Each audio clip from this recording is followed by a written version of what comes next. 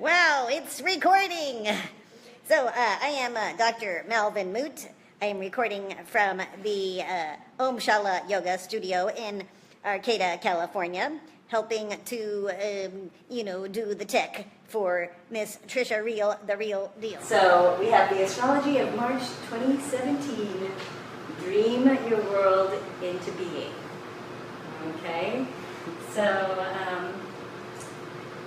and we're just going to do a basic overview of lingo so that you're not lost once we talk. And there's a lot of you have heard these things before. Some of you are in my Astro class, so you really know it really well.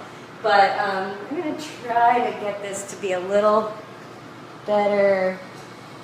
There it is. Woo! Okay, focus. So this is the map for March 1st, which is today. And everything this is like what they call a geocentric model or an Earth-centered model of the sky. So, and this would be the horizon line. And everything that's above the horizon is like daytime, and everything that's below is like nighttime. So, if we were doing this is actually for noon, it's not for right now. So this is like earlier in the day. This was the noon. So this was at the top of the chart where the symbol for the sun was. And if it was midnight, the sun would be way down there. If it was sunrise, it would be at the eastern horizon, which is also called the rising sign. Or if it was dusk, then the sun would be down here, the dusk side. But this is a noon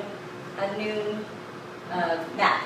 And they call it geocentric. And we have, along the outside are the symbols for the zodiac signs. And then on the inside are the planets. So, hey Adam. So when basically all the planets move with themselves, like the Big Dipper moves with itself, and so like all the constellations move with themselves. So the Big Dipper moves with itself. They all kind of stay in the same relationship with each other. But then the planets have their own orbits. And they travel at their own rates of speed, but they only travel through that area of the sky that we call the zodiac belt. So when we say, oh, the sun's up there, and those connect the dots, we call that Pisces. And then the Western system, which is what we're working on, is a seasonally based system. So it's like we're about to go into spring. So the new season is a cardinal sign.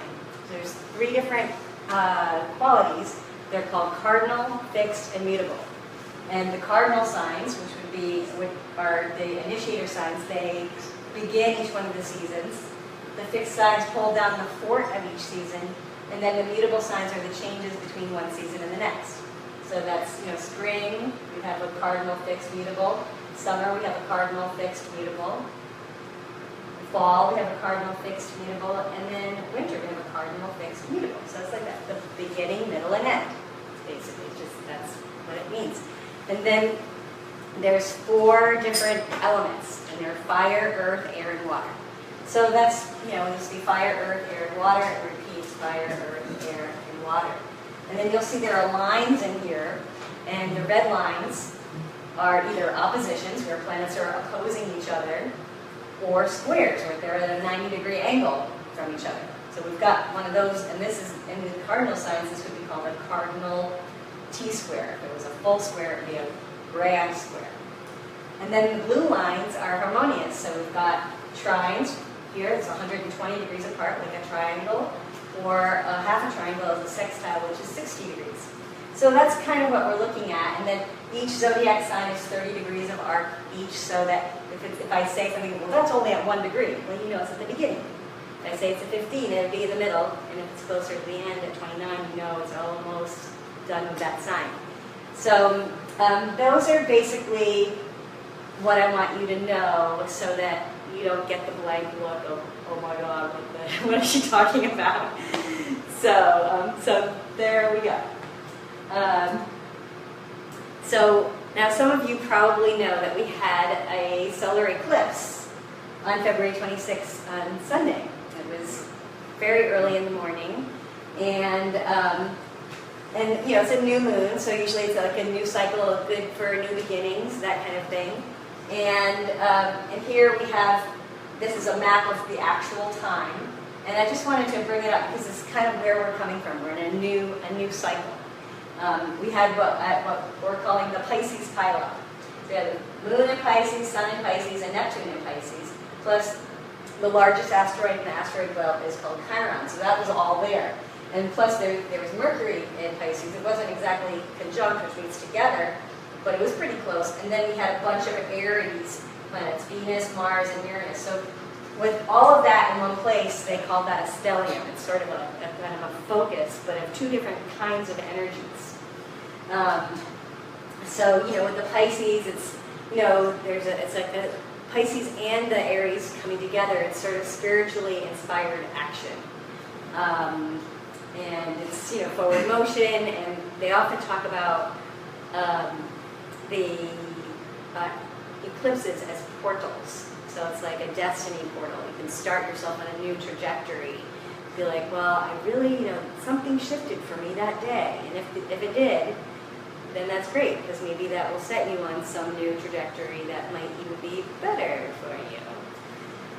But, you know, within Pisces energy, Pisces is the archetype that's the last sign of the zodiac. It's a water sign. It's ruled by Neptune. Each sign has a ruling planetary body that it's associated with. And so it's sort of the dreamer, mystic, poet within gets activated. And that's, you know, that's the sort of Pisces energy that we've been kind of working with since that day, since Sunday, and, you know, kind of highlighting our inner world. So, so that's one of the things. And some of these, like the cardinal T-square is sort of an enduring aspect that's going on throughout the year, so I'm going to talk about that too. But I wanted to just, you know, bring the most recent past up for you guys. And then today is March 1st. So the cool thing about today is that at some point in the year, the planet Neptune and the Sun, they come together in the same place. Only one time in the year does the Sun sort of catch up to where Neptune is. And Neptune is pretty far out there, but right now it's at 11 degrees of Pisces, and that's where the Sun is today. So we have an exact conjunction of the Sun and Neptune in Pisces, which is pretty fabulous, because I mean the full orbit of Neptune is 165 years it takes for it to go all the way around. And then, you know, the sun takes 365 days. So we have this, and it's a very, like, you know, Neptunian illusion, you know, kind of getting in touch with the many feelings that we have, our fantasies, indulging some of those things that we may, you know, kind of imagine. It's more that our imaginations are more up, according to what the stars are saying. But the other wild thing here is that we have the moon, Uranus, the moon, and Mars are all conjunct, which means together, in Aries. And Aries is the first sign of the zodiac, and we say that because that's when we have springtime. The sun goes into what we call Aries up in the sky. And so it's very much a, like, springing forth, moving forward, doing it now. But Uranus, it's an unpredictable energy. It's a pretty far out planet. We've got Uranus, Neptune, and Pluto in terms of their orbital order. But it's partly why they say it's an unpredictable energy is because it has an eccentric orbit, which it's basically, it's not as normal as the other orbits, partly because the axis of rotation for Uranus isn't at a side angle like most of them are. It's at a, like, over to the side, and it's going around like this. It's just a strange planet. And it's also the ruling planet of Aquarius. So they call Uranus the revolutionary, or a revolutionary energy. It has to do with intuition and all these kinds of things. And Uranus takes about 7 years to go through a sign, and because Uranus also represents change, and Aries is about what we want to do now, then, you know, it's like, we want change, but we want it now. You know, and we've been feeling that way since about 2008. But that's, that's the process. It's part of this whole revolutionary energy. But then when you put Mars and Uranus together, it's a fairly volatile energy because Mars is known as the passion planet. It's, the god of war, and it rules sexuality and other kinds of passions. So you put those two together. So it's a very passionate energy for doing things now, and yet we have all this. But I'm feeling so much, So it's like, how can I do all those things I know I need to do now when I just really want to just exist?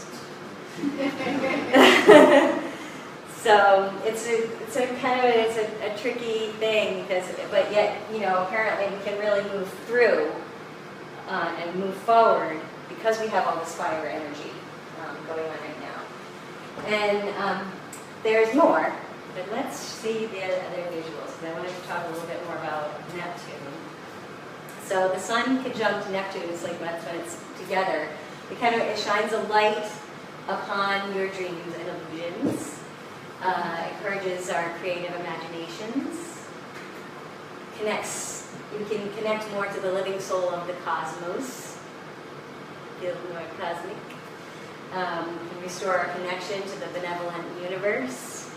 And you might want to indulge your fantasy world more, write poetry, do a ritual, imagine, play music, watch a movie, journey, on the inside.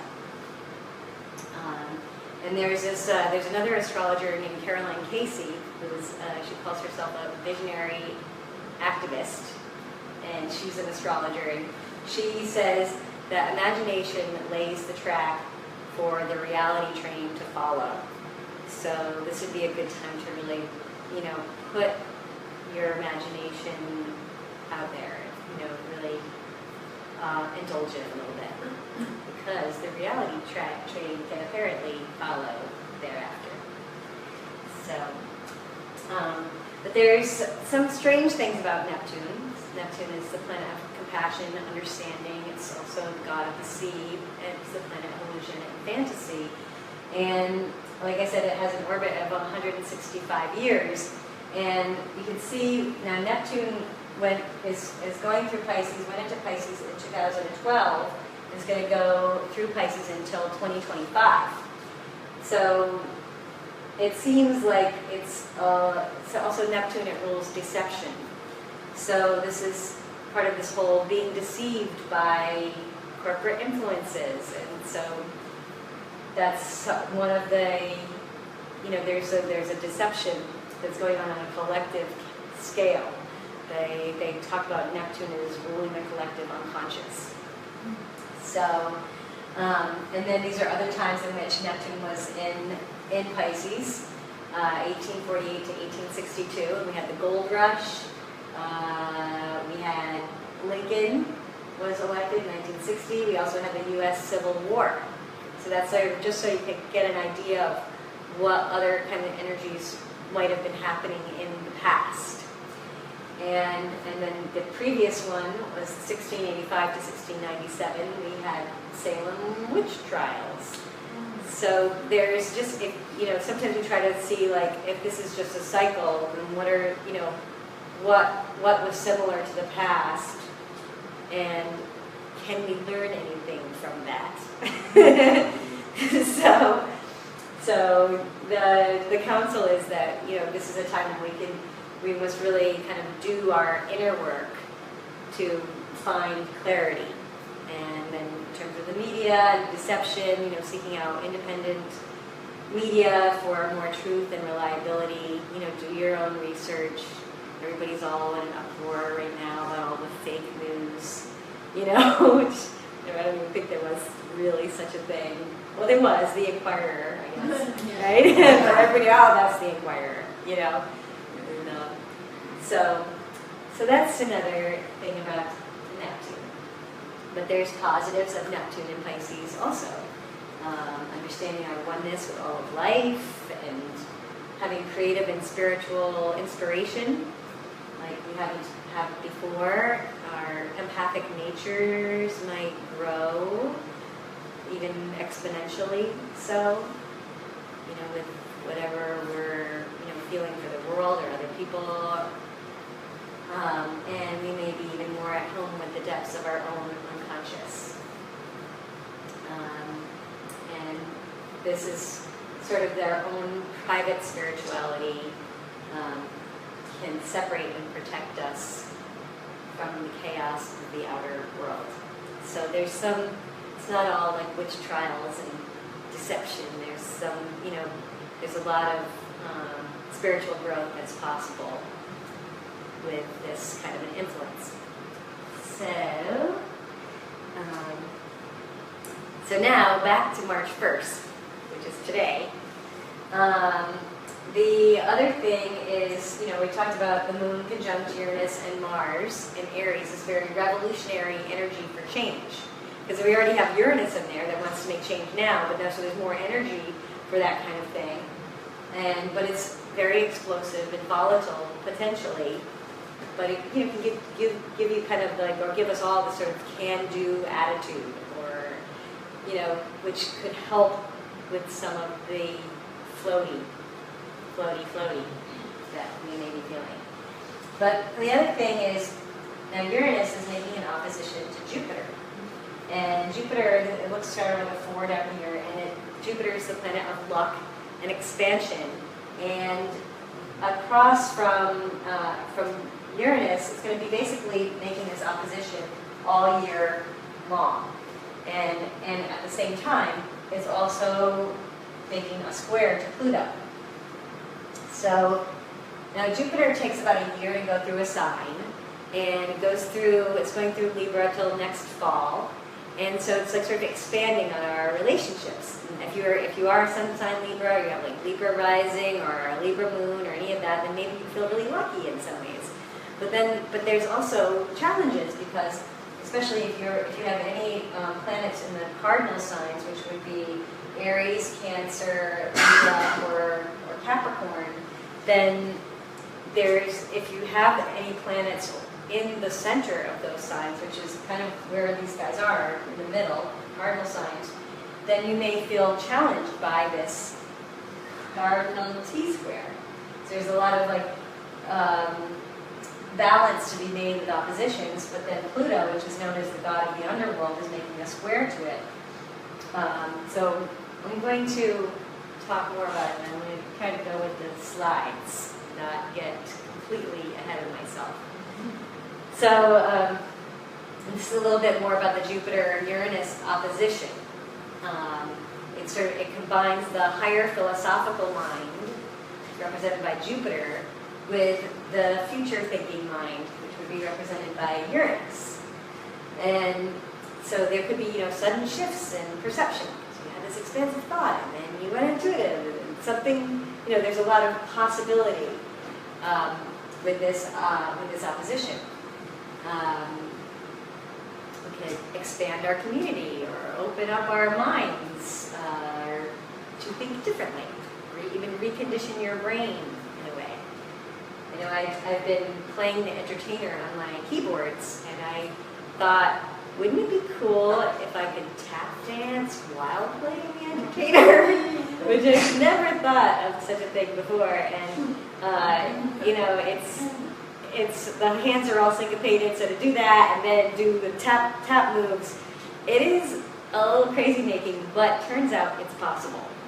Yeah, I've done it twice now. Yeah, I'm gonna learn the whole first page.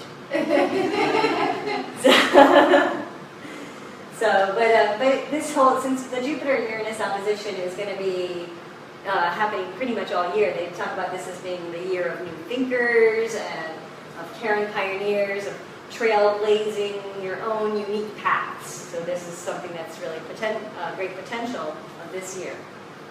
And they also say that there's a lot of new inventions that are possible. Even discoveries in our galaxy, like they just had this week. Or, favoring experiments with new methods. So you too could tap dance while playing the entertainer. And one of the things I wanted to show you, which some of the people that have come to the Astro Talks before, is Einstein's birth chart. Because Einstein was born, and Jupiter and Uranus were opposite, and Pluto's in the square. And so that's partly, why, and that's going to be happening all year, so I've been telling people, oh, there's going to be a lot of like little Einsteins that are being born this year, because they are sharing this very similar aspect. And, this in 1879, there's also when we had this Jupiter and Uranus opposition, and Thomas Edison invented the light bulb. So it's like sort of significant inventions or technological advances that could happen this year that would, set us on a whole new track of, oh, now we do everything like this. We're not using candles anymore. Or, unless we want to. So this is just sort of an example of what happened this week. They discovered a new exoplanetary system. It was NASA, and it's not like they discovered it by sending a probe out there. It's sort of a mathematical computer thing that so it's still a theory. So these pictures aren't really planets that they haven't been able to take pictures of them, but they found that there's about 235 trillion miles from Earth in the direction of the constellation of Aquarius, that there's 7 Earth-sized planets orbiting the Sun, or a single star. And 3 of them are possibly in the habitable zone. So that's kind of cool. So it's just like kind of another tech thing. So the other thing about the Pluto in Capricorn, some of you who have come to these talks before know that Pluto has an orbit of 248 years. So it's a pretty big orbit, and Pluto went into what we call tropical Capricorn on February of 2008. And will be there until 2024. Capricorn is the sign of tradition and politics, and it's an earth sign. It's of achievements, structures, form, this sort of thing. And Pluto is known as the great transformer. Usually, Pluto stays in a sign for about 13 years. So here it takes some time, but this is the transformation of our political structures is kind of what we're watching, maybe participating in. And it's part of this whole large-scale political unrest that we've been feeling and seeing, where structures are undergoing radical changes. And it's similar to the last time Pluto was in Capricorn was from January of 1762 to April of 1777. So we are kind of similar to what was happening with the colonies before they became independent from England, from Great Britain, is kind of the vibe of now, where there's all this unrest, we don't like it. And so there's this revolutionary energy that's going on. We're coming to the end of a cycle that is, it's like the beginning of the United States happened at, 1776, and now we're getting to the end of a certain cycle. So whatever the United States looks like now is probably going to change quite a bit between now and 2024, which is probably a good thing. So it is, that it is, part of the takedown of oppressive regimes. So that's what's going on the larger scale, and it's a good thing. So don't freak out. But Pluto and Hades do have they're kind of the same. The god of the underworld is what they are. So. And it's kind of like the hell realms are going through Capricorn, which rules politics and structure. So where it's like if you were to go into the political hell, you might see it on TV right now. So, you know, we're kind of seeing a plutocracy or an oligarchy here in the U.S. where people are ruled by very wealthy and by the few. And, you know, all the money is in just like 1% of the hands. So, but Pluto brings the hidden out into the open. So maybe, you know, this has been going on for a while, but ever since the Occupy movement started, it was like, oh, all these things, all this awareness that we started to learn about with regard to our economic inequalities. And everybody's been experiencing it. The Arab Spring, you know, it's been going on for a bit of time now. And you can't really see this here, but this is actually Donald Trump's face in the fire. Anyway. And people have been interested in Donald Trump, even though we don't want to, you know more. But this is his chart. It's tremendous, bigly interesting. So, but it does look like very challenging times for him right now. And we'll tell you just a little bit about his chart. He was born when Sun and Uranus were conjunct, which is together. So he has this really unpredictable energy in his core. Sun and Uranus are conjunct in Gemini, so a little bit Dr. Jekyll, Mr. Hyde, a little bit, I thought I said this, but the other side of you said that. So there is a little bit of that, and yet, you know, I think there's some aspect of him that really wants to be revolutionary in some way, probably does. But he was also born during a full moon, because the moon is opposite the sun here, moon in Sagittarius, and he was born during I think it was a lunar eclipse, actually.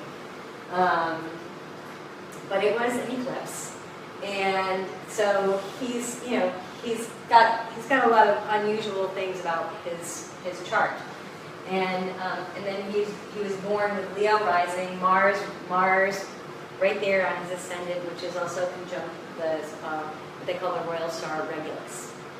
So, you know, he's got this very, you know, leadership, grandiosity, you know, thing, and the narcissism we've seen, you know, just because you have Leo rising doesn't mean you have to be that way, but, you know, this is what's going on. And, but when I look at the transits, which is like the planets on the outside of his chart, and how it relates to his chart, you know, some of the planets that are going through Aries are making a direct square to his planets in Cancer. He's got Saturn conjunct his moon. He's, you know, Jupiter is, you know, he's been having a Jupiter return, which is typically really lucky, but because it's in the mid degrees, that means that the Uranus energy is making him, you know, more unpredictable than ever. Pluto is squaring his philosophy of life. It's opposing his Cancer planet. So, you know, it's not easy times for him. You know, or the rest of us. But, you know, you know, he's needing to be more and more realistic now. You know, and that's I did watch some of his speech from last night, and I was like, it's probably the most realistic I thought I've ever heard him speak, you know, which was, I was like, you know, like, did somebody, what happened? They must have talked to him, but, you know, it was, so maybe it's getting through. We don't know. Could happen. Could happen. So I just wanted to share that, but then this whole thing that I've shared before about Regulus and Trump is that when we have we're going to have a big lunar eclipse in August 21st, and at that time, it's going to be in the later degrees of Leo, and it's going to be conjuncting the royal star Regulus. And so when that August 21st eclipse happens, it should affect him fairly dramatically. So, you know, they say, you know, it's like either he'll ascend to a new level of influence, or he'll, you know, lose his position and be demoted. So maybe something amazing will happen between now and then, but we'll see. Right now, it still is the twilight zone. So, but so enough of that. So now that's kind of your overall, a little bit of your overall. We've had some of that Uranus-Pluto, that square was also happening during the Great Depression of the 1930s, and that's been happening, now in our, what has been our Great Recession, and this is kind of the last year of that energy playing itself out intensely, and then we have a few years of transition. So then the new thing that's happening on March 4th is we have Venus going retrograde, which means it's going to look as though it's going backwards from our perspective. It's not really going retrograde, it's just that our orbit's going to be going a little bit faster. So whenever a planet goes retrograde, it's like both planets are going forward, one starts going a little slower, and so it appears like they're going backwards. Like if you're, two cars on the highway, and you're like, whoa, is it going backwards? No, they're just going slower. So that's what's going to happen, and Venus will stay retrograde until tax day, April 15th. And since Venus is the planet of love and art and aesthetics and kind of your love nature, or it's Aphrodite, the goddess Aphrodite, that it's all the things that we would be evaluating the real worth of value and people and things in our lives during this time period, March 4th to the 15th. So it's a good time for the redoing of things, the revisit something, the return to an idea, the review stuff you've worked on before, rework stuff you've done before. And I have a few kids books, 2 kids books, and I've been working on the 3rd one, but I put it aside because I wanted to be in the right headspace for it, and I am absolutely going to get into it. So that try to use that time period to get back into my own personal creative project, one of them. So there's another weird thing about this particular day, March 4th, and you can't really see it on here, but there you can see the square between Jupiter and Mars, which we already we know is part of the greater grand or cardinal T-square. But both of these planets are making equidistant quincunxes to the moon in Gemini. And that aspect is called Thor's hammer. And it's a thing where it's like, there's all this difficulty, but we will make it happen. And so that's, and the pathway for March 4th would be with the moon in Gemini, which represents communication and get some liquids. So, you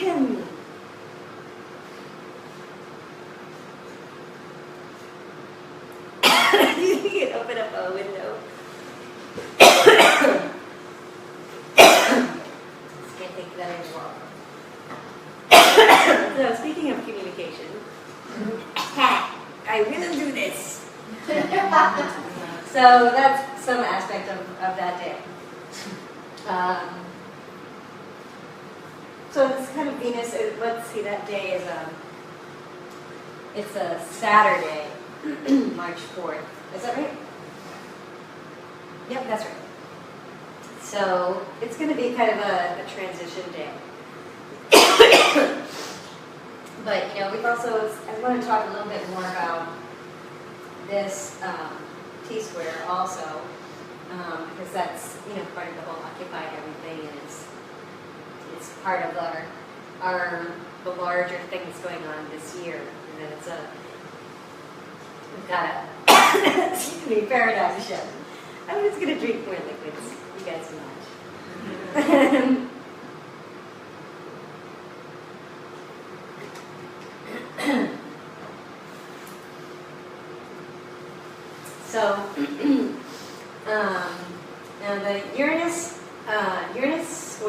Pluto now, but it made a conjunction. The two planets made a conjunction to each other.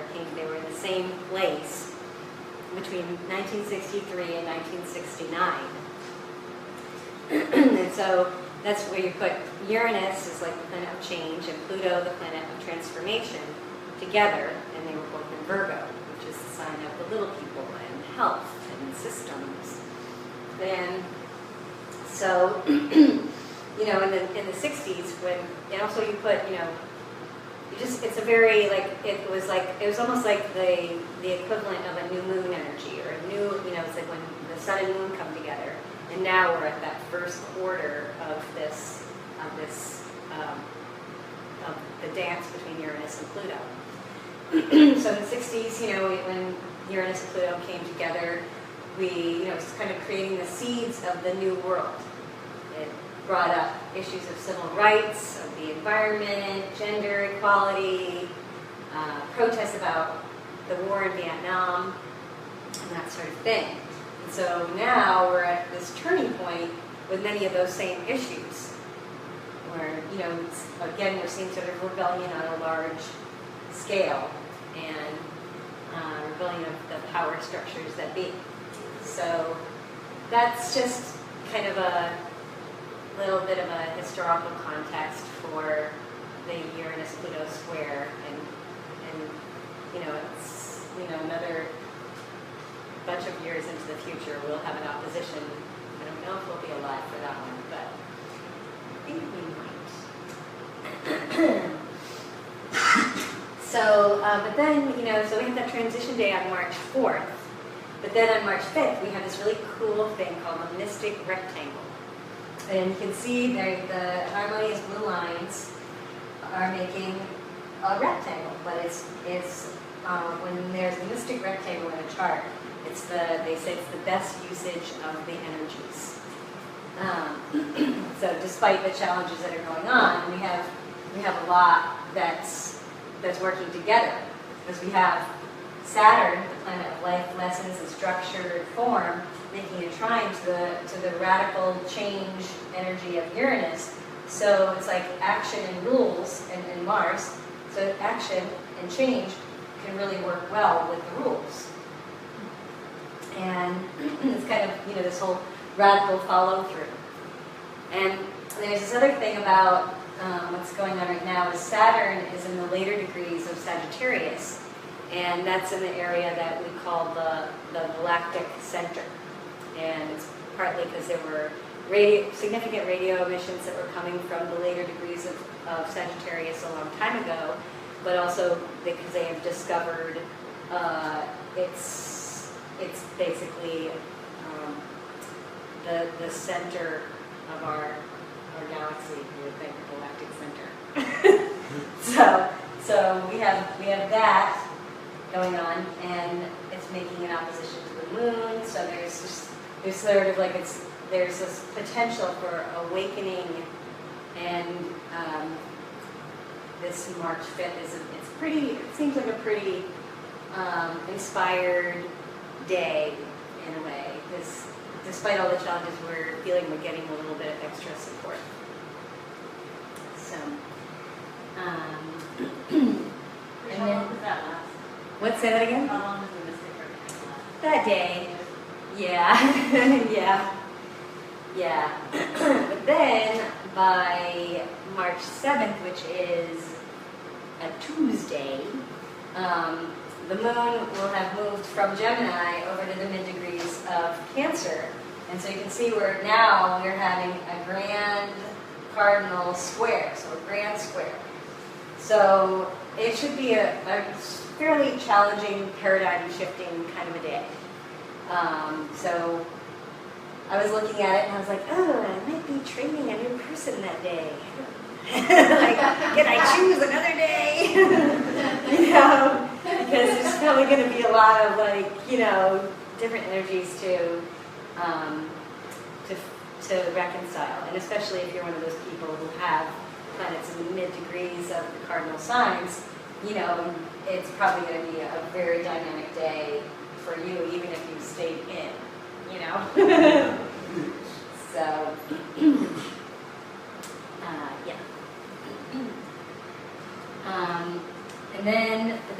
March 10th, we get a grand fire trine. You can see this is what a grand trine looks like. And again, this is from the perspective of Earth, but it's just like the planets are making a harmonious trine. And it's fire because Saturn's in a fire sign in Sagittarius, Uranus and Mars are in a fire sign in Aries, and the moon is in a fire sign in Leo.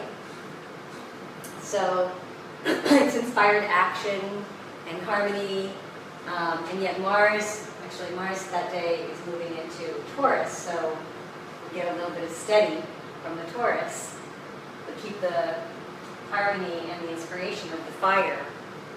And so it's radical inspiration and solid perspective, radical inspiration and solid perspective kind of working together with heart, which is symbolized by Leo. So, it's like we could be like more social change savvy, or, find a way to animate the desirable more rather than just fighting against what we don't want, bring in more what we do. So it's another kind of, it's like a supportive day that is a Friday. And then we have full moon on March 12th. And, the full moon is sort of the peak of a cycle. It's sort of a peak of the lunar cycle as a culmination. You probably have felt how full moons, you feel differently during a full moon. They put more emergency personnel on in hospitals because they know people are a little severe. But this one is going to be with the sun in Pisces and the moon in Virgo. So it's kind of this combination of seeing the details and analyzing, but dissolving into the greater whole. So kind of that combination of the Virgo-Pisces polarity. Maybe expanding our compassion or specifically creating.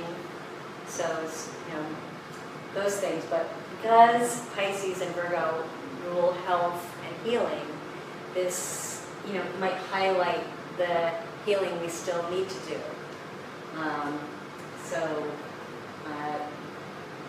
The counsel is to be gentle with yourselves during this full moon is in March, the March 12th full moon. And I've got a picture of the full moon so you can see, this is what the chart of that day is. We've got the sun and the moon opposite, but it's a pretty strange full moon also, because you can see these little green dots that are going across here, and this is making the moon quincunx to Uranus, which is like 150 degrees apart, and then Jupiter quincunxing to Mercury, which is 150 degrees apart, and they're exactly parallel. So it's kind of like disjointed stuff having to find a way to work together. And so it's the warrior and the dreamer, and justice and action, and there's a lot of balancing our health and our emotions, details and vibes, and but there could be some spiritually inspired action inside and out. So it should be interesting, but I think strange. I think it's going to be strange. Strange day. March 12th. And then on March 13th and 14th, the cardinal T-square, whenever the moon makes a place and conjuncts one of the planets that are part of the cardinal T-square, then it sort of makes that T-square stronger. So on March 13th and 14th, the moon's going to be going through Libra, so it's going to be conjuncting Jupiter, which then strengthens this overall pattern. And so there's that, but then the sun is going to be moving into a square with Saturn in mutable signs.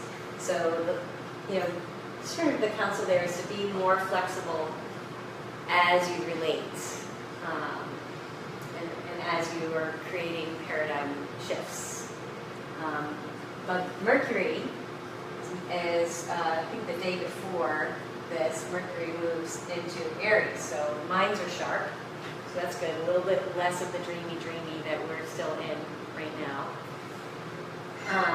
And one of the things that they talk about with the T-squares is that the pathway to resolution is where there is no planet, which is in the opposite area over here in Cancer. So kind of if we can, use this day to kind of nurture new ways to be.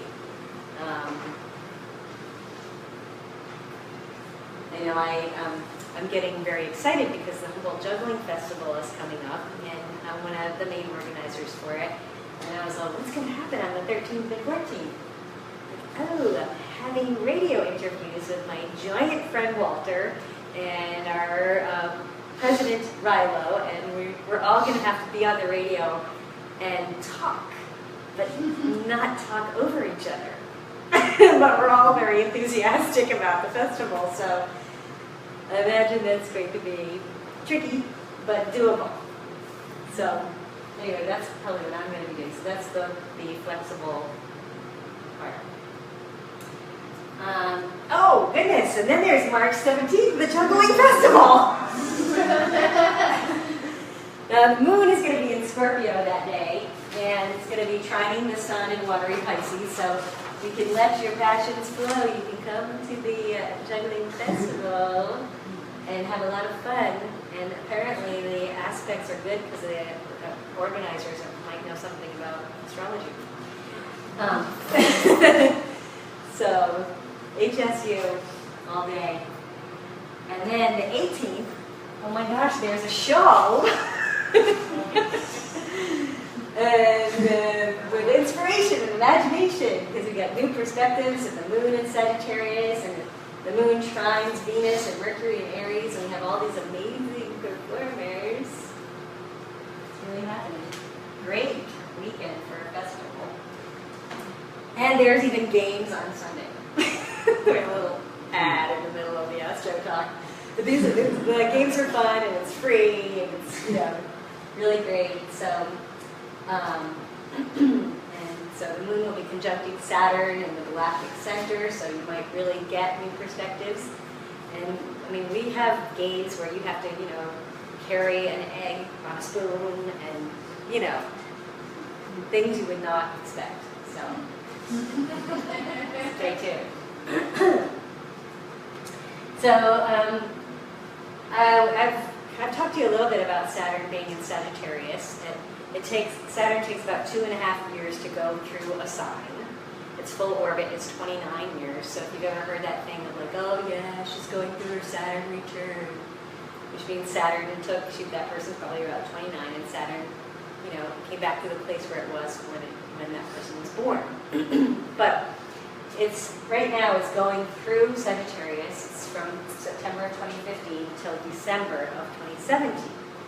And so since Sagittarius is about getting perspective and having a little more freedom and that kind of thing, and Saturn is about structure and form, then here it's about kind of creating the story from a higher place, seeing the bigger picture. And Saturn, since it's going to be in the later degrees of Sagittarius through a lot of this year, there's certain points in which it's exactly conjuncting the galactic center. And that was in February, part of March, May and June of 2017, and November of 2017. So we have a lot of kind of where they say our reality is still quite fluid. We can still get a new perspective and kind of create with a bigger vision in mind. So they are shift points. We are in a shift point. We're going to usher in a new reality. So then, after Juggling Festival, which I'm sure you're all going to want to go to, we have Spring Equinox. It's going to be on the 20th of March, which is a Monday, and so it's the change of season. And so you can see by here the sun, you can't really see because is small, but it's going to be at 0 degrees of Aries. And so we have change of season, moon, and the moon and Saturn will be at the galactic center, and trine Uranus.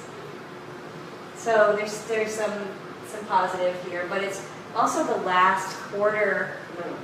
So like if a new moon, we have the sun with the moon in front. First quarter moon would be, with the sun there and the moon there. If it was opposite and the moon, that's a full moon. But here we're the last quarter moon. So the real spring vibe probably won't really be until we have the new moon on the 27th of March. So we're going to have our spring equinox, but it'll be like, yeah, and almost. So, but it's still, still a shift point. And then just wanted to talk a little bit more about the trine to Saturn, since that's going on through most of the year also. It's, in expansive and creative fire signs. So there's this inspiration where the real and the revolutionary can work together. It's, I don't know if we're really seeing that so much in media, but I feel like we're seeing that with amongst each other and the way that everybody's kind of organizing, coming together all over the place. And also where structure and innovation harmonize. So Saturn, structure, innovation with Uranus. So it's a good year to release your passions. So after the equinox, on March 21st and 22nd, the moon conjuncts Pluto. So remember when I was talking about this overall T-square, and whenever the moon connects with one of the planets that are making that T-square, then it intensifies that particular aspect. So we have that here, with the moon conjuncting Pluto on the 21st and 22nd. And so it may bring up more of the political stuff, where, as I wrote it late at night, last night, the political junk. But transforming the structures might magnify issues,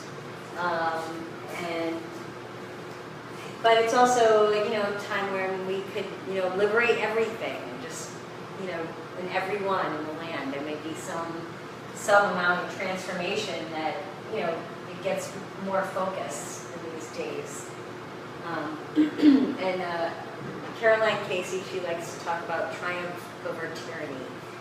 And I had another friend the other day who brought up that community is also short for community. So, but that's pretty cool. Totally stealing that.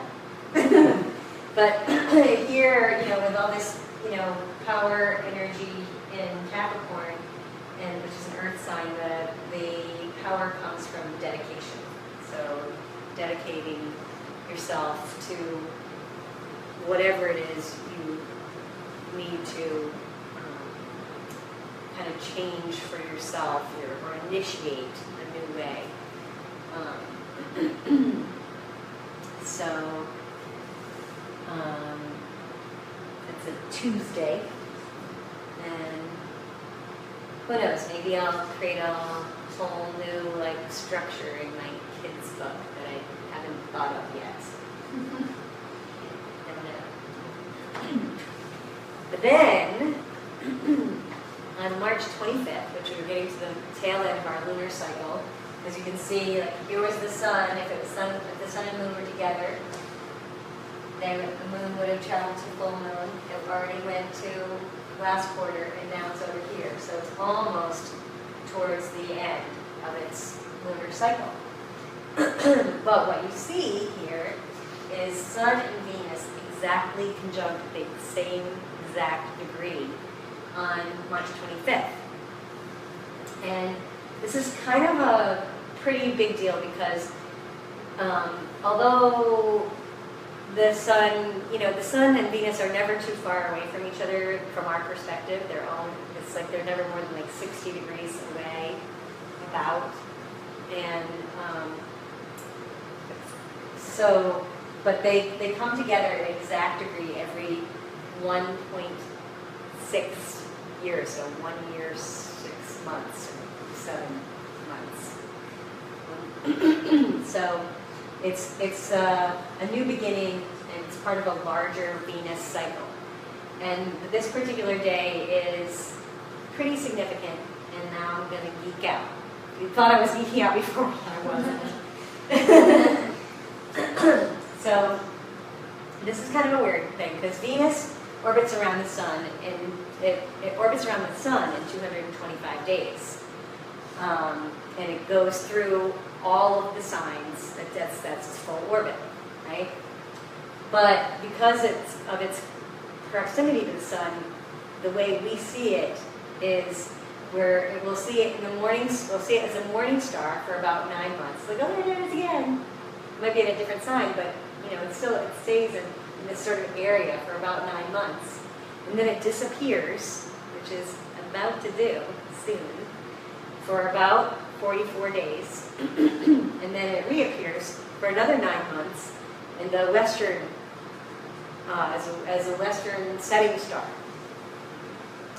And that whole, even though its actual orbit through the zodiac signs is 225 days, this Venus appears in the same spot in Earth's sky every 584 days. So this thing with the 9 months here and the 44 or 50, depending, disappearing in the other 9 months,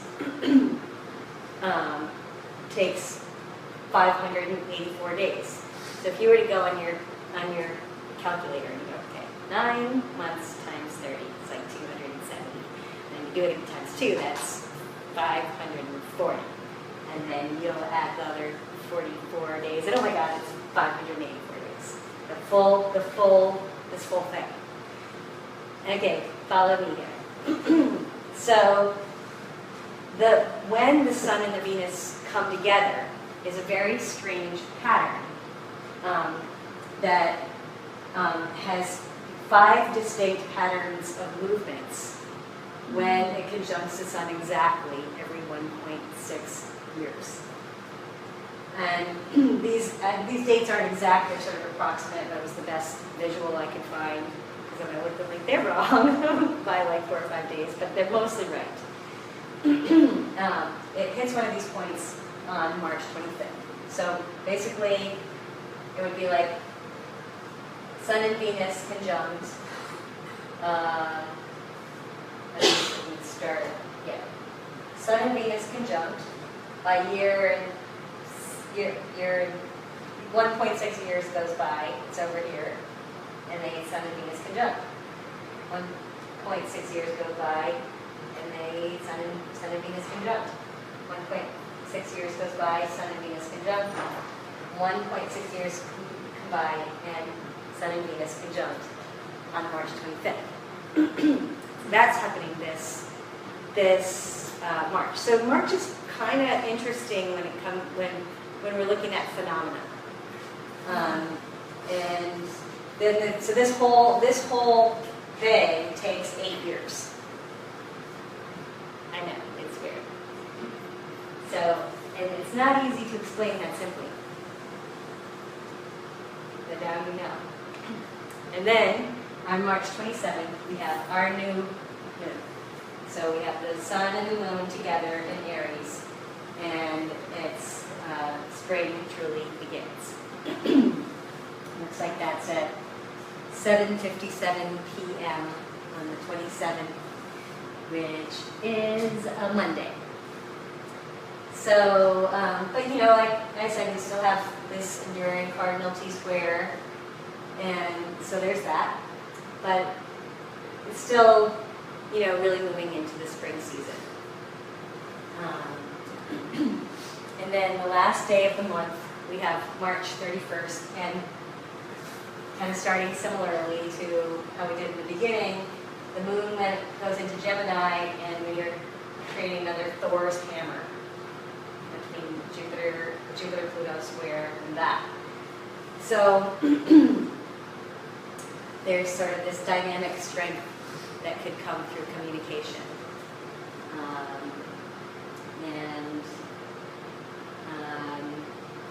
You can maybe possibly, since there's a kind of a fun energy to Gemini, it's known as the flirt of the zodiac, the trickster, and so I thought, what if this was to kind of morph us into, citizen tricksters? So that's basically March, and then I wanted to give you sort of an overview of those of you who came to at least one of the other Astro Talks know a little bit about where I'm going next. I'm going to bring up some of these old slides because it's cool. So just kind of the question of, well, where is 2017 leading? We have a lot of fire energy this year, right? But Saturn in Sagittarius, but Saturn's going to be moving into Capricorn, which is an Earth sign, by December 19th, 2017. That's an Earth sign.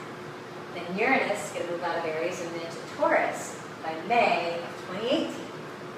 That's Earth. Saturn begins to conjunct Pluto, come together Pluto and Capricorn in January of 2019, and slowly building to a culmination by January of 2020. And Jupiter joins Capricorn by March of 2020. So there's going to be a lot of planets and Earth signs after this year. So that's why I was like, if you have an inspiration to do something, you should do it now. Because later it's going to be all like, let's be solid and practical and deal with the things that we have to do.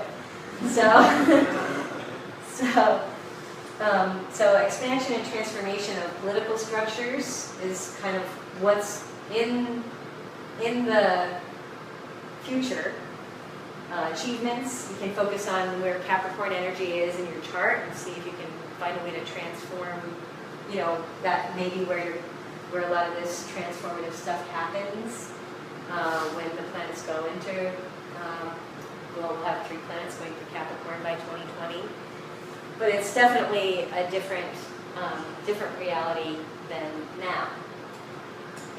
And so this is more on 2020 because to have Saturn, Pluto, and Jupiter conjunct, it points to the redistribution of power in the world. Because we got the expansion, the structures, and the transformation all together in the sign of politics and structures and form. And so from a spiritual perspective, the cycle reflects sort of a rite of passage, determining who's the most qualified to be the custodian of resources. And in the cycle in its purest form is one of the highest tests of integrity and morality for those in authority, whoever that will be. It can be associated with corruption and abuse, but it's ultimately about the right use of power. And so that's kind of what we're leading up to. That's why so much of the initiating that people are doing this year is great, because use the energy while you have it. That's what I say. And then 2020 leads to a new vision. When we look back at this time period, we might look at it and see things as life before 2020 and life after 2020. Because we really are witnessing the death of old ways from now until 2020, when apparently the shit is going to hit the fan. So says the slide. I don't know how, and it might be a good thing. I can only hope it is. But with the Pluto and Capricorn, we want to see beyond our present limitations rather than empowering the darkness or Hades. And, we build a more desirable future, something that we might actually want. So I have, some of these Standing Rock photos up because, they were very inspiring to be like, we're going to change the world through prayer and through, positive intention and by example. And, that's pretty awesome. And then this thing of preparing for the new world, is by 2024, Pluto enters Aquarius, which is the sign of brotherhood and humanitarian ideals and that kind of thing. And so we'll truly begin to begin a completely different world when Pluto enters Aquarius. This is kind of from now until then is the nuts and bolts of fixing the stuff and rearranging. And but this is, a major revolution that is in the future, near future. We would have greater unity, more future thinking. We might have more alternative technologies, more deep environmental care for the earth. I know we have it here in Arcata because we're all riding our bikes everywhere and doing the best we can on, all the things, but people will catch up to us. So more care for earth and her creatures, more social justice, and entirely new political structures, and which could be kind of cool, that we could be part of creating something that is that new and, interesting. From now until then is the death of the established structures in politics, and it's a new paradigm in the making. So, and then I had this, as I've shared this with you guys in the past too, about the 2017 in a nutshell, and you could see the difference between the nutshells here. 2017 was creative fire and experimental, it's new frontiers, facing your fears, call for liberation, new inventions, ideological extremes, maybe, and paradigm shifting. And then 2020 is the realignment and accountability. It might mean the collapse of misaligned systems, traditions getting a makeover, the redistribution of power, the end of an era, and the birth of a new paradigm. So that is pretty much, the overall within March. And then there's one last one which I've shared before too. And it's a good time to come together on ideas. So that's what I see for March. Yeah.